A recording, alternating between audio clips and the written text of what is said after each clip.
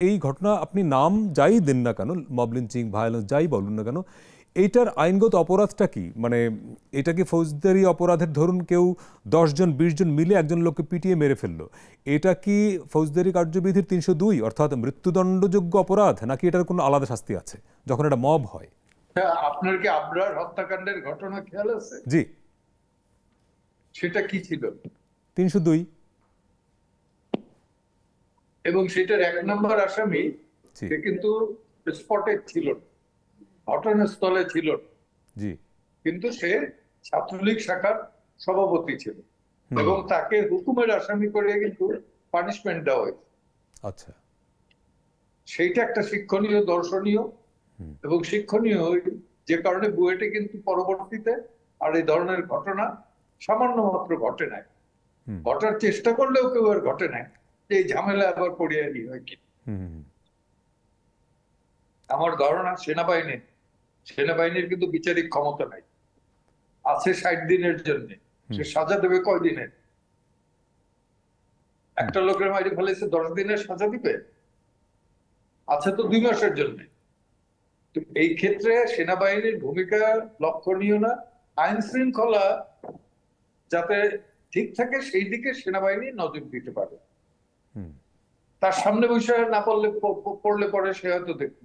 হলের ভেতরে মারে, যদি রাস্তায় বসে একটা ইসে পিটে পিটিয়ে গান গাইয়া কি মধু হইলা এইসব গান গেয়ে মারে যদি, এবং কক্সবাজারের মতো জায়গায় ওই মেয়েটারে ধরি কান ধরি উদ্বস করায় প্রকাশ্য দিবালোকে, এইটা সেনাবাহিনী কিভাবে কন্ট্রোল করবে? মার্শাল ল দিয়া? সেনাবাহিনীর বিষয় না, বিষয়টা হচ্ছে মানুষ, বিষয়টা হচ্ছে মানসিক।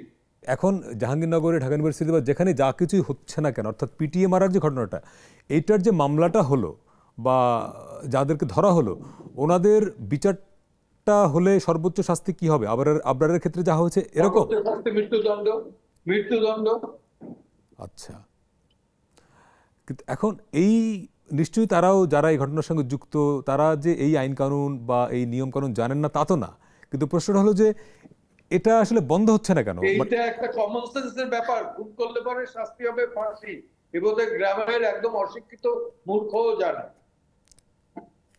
তার মানে মূর্খও জানে। এবং এই খুনটা এত নৃশংস ভাবে করছে যে পায়ের মাংস নাকি খুলে পড়িয়ে গেছে, তারপরে তার উপরে তার অত্যাচার করতেছে। এই ধরনের নৃশংসতা, এটা তো ক্ষমার যোগ্য না। রাষ্ট্রের সর্বোচ্চ পর্যায় থেকে বারবার কিন্তু সতর্ক করা হচ্ছে যে এগুলো বন্ধ হওয়া দরকার, কিন্তু বন্ধ হচ্ছে না। এই সরকারের সামনে অনেকগুলো চ্যালেঞ্জ, আইন শৃঙ্খলা নিয়ন্ত্রণে রাখা, অর্থনীতি নিয়ন্ত্রণে রাখা। কোথাও কি আপনার মনে হয় যে একটু মিসম্যাচ হচ্ছে, বা কোথাও কি একটু সমন্বয়হীনতা দেখা যাচ্ছে? ব্যাপারটা এরকম। 5 থেকে 8ই আগস্ট পর্যন্ত কোনো সরকার ছিল, তারপরে তো আমরা ধরেন যে এরকম একটা উত্তাল ছাত্র জনতার অভ্যুত্থান হয়েছে, দিন পর্যন্ত একটু অস্থিতিশীল থাকবে, নানা রকম অস্বাভাবিক কর্মকাণ্ড ঘটবে, সেটা শুধু বাংলাদেশে না, পৃথিবীর বিভিন্ন দেশে দেশে হয়েছে। হ্যাঁ, কিন্তু তারপরে তো আমরা প্রত্যাশা করেছিলাম যে মোটামুটি একটা ল অ্যান্ড অর্ডার, মানে প্রত্যাশিত মাত্রায়, সেটা আমরা যেরকম জননিরাপত্তা, তারপরে আমাদের সম্পদ, এগুলো সব রক্ষা করবে। কিন্তু আসলে আমি যে বিষয়টার প্রতি দৃষ্টি আকর্ষণ করছি, যে আপনার ঠিক law and order, criminal court, তারপরে আপনার পুলিশ, এইটার সাথে আপনি মানে mob violence, domestic violence, genocide, এই বিষয়গুলোকে সম্পর্কিত করা খুব কঠিন।